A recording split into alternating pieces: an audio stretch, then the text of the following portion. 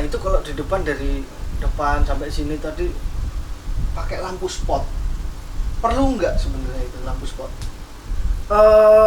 Perlu nggak perlu bergantung situasi, cara tempat memelihara ya, maksudnya bukan cara sih.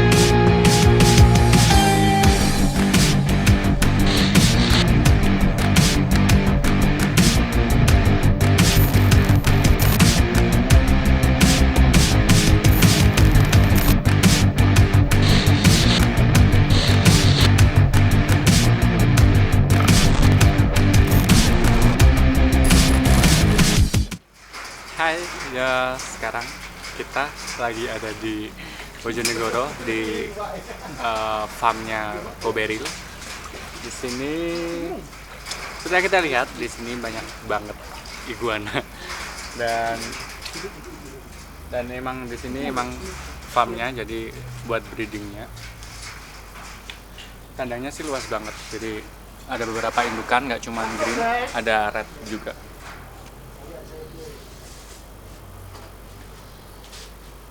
Dan ini koloni, jadi satu kandang gede ini ada beberapa, jadi macam-macam, dari beda-beda lokality. Dan ini sih didominasi sih green sama red. Kalau yang di depan tadi ada blue juga. Si Adi Suro lagi nangkepin karena kita juga ada project. Jadi kita ambil beberapa.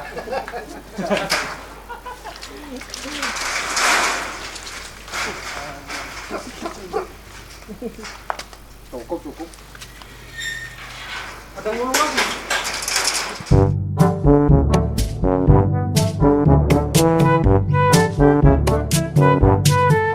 Di belakang.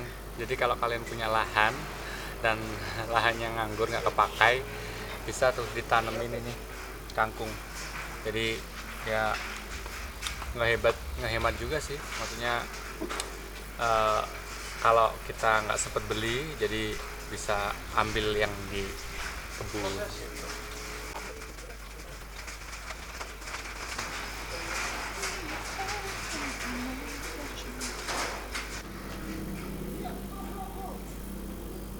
Hitung sendiri ya guys, kita hari ini kita pensiun Venom, kita OTW ke gecko, ke iguana, dan nanti merambat ke yang lainnya, insya Allah ke Birdie Dragon sama colobrid lokal tetap guys. Ini nggak usah dihitung ya, ini udah yang jelas overload. Kita langsung dikasih indukan sama bos dari Red Label. Oke, kita nanti ke rumahnya, kita lihat pergeknya. Lanjut.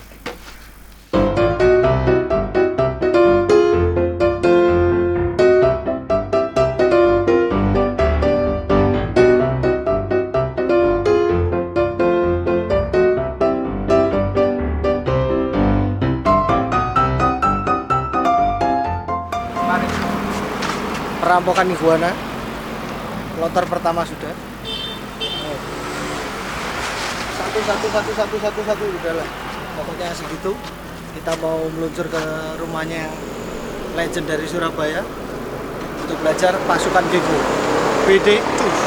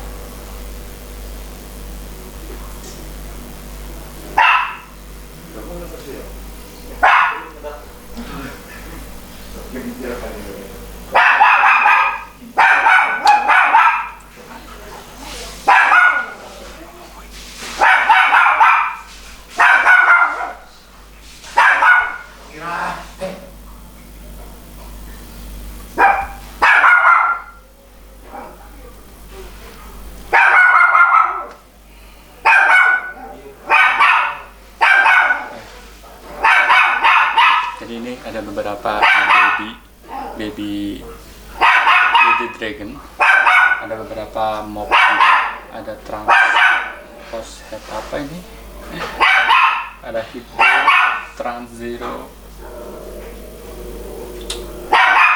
Ternyata mobnya baby dragon ada banyak banget, dan jujur kita nggak terlalu hafal baby dragon karena kita belum kepikiran buat main, tapi karena lihat kayak gini dan kayaknya prospek banget dan banyak yang bisa dipelajarin, kayaknya oke juga sih buat main Bearded Dragon.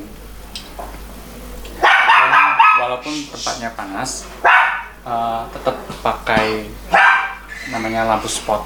Jadi pakai lampu spot buat penghangat, buat baskingnya. Karena kan Bearded Dragon kan dari Australia, jadi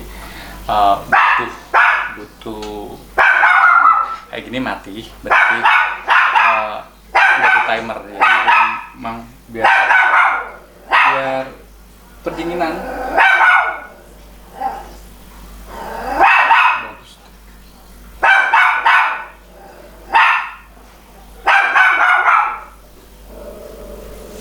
Trans.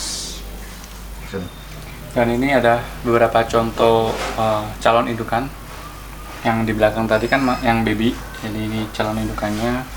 Dan tetap walaupun ini kayak gini suhunya tinggi banget, tetap pakai lampu spot. Dan ini settingan kandangnya simple banget, jadi pakai kayak kontainer plastik, terus pakai ini kawat nyamuk. Udah hiding sama tempat baskingnya sekalian, jadi pakai kayu. Ini lampu spot, mungkin ini lampu 25 watt, cukup buat baskingnya. Ini jangan lupa termo dan hygrometer. Ini suhunya 33,3 yang di dalam, di luar 32,5. Cukup panas.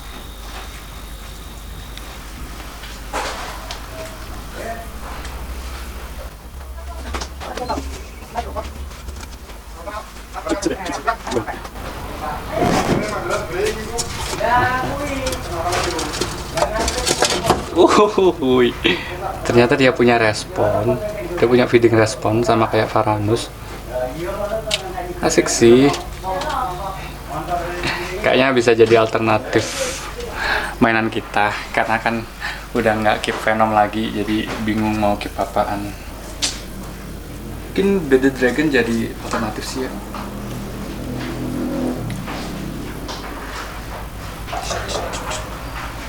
Akan disuruh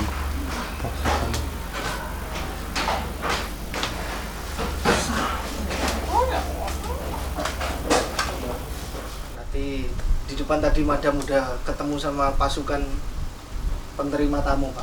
Iya. Namanya Bearded Dragon ya. Betul.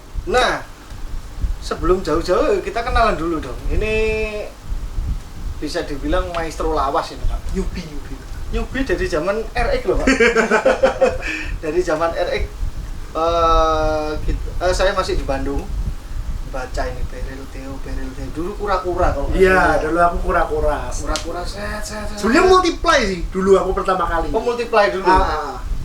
Multiply berarti terus sama ke RX. Iya.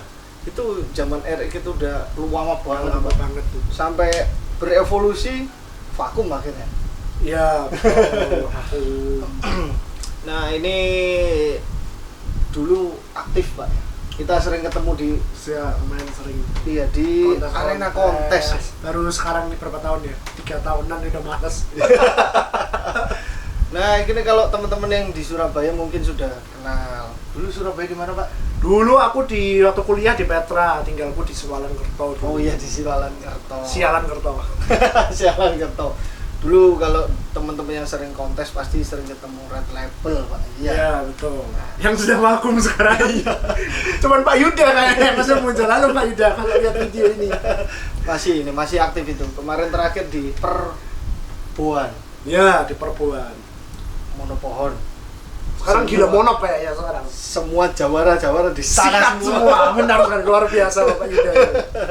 Nah, ini kita di sini tadi di depan udah BD, berarti kita mau tanya carsitnya untuk Bearded Dragon itu gimana, Pak?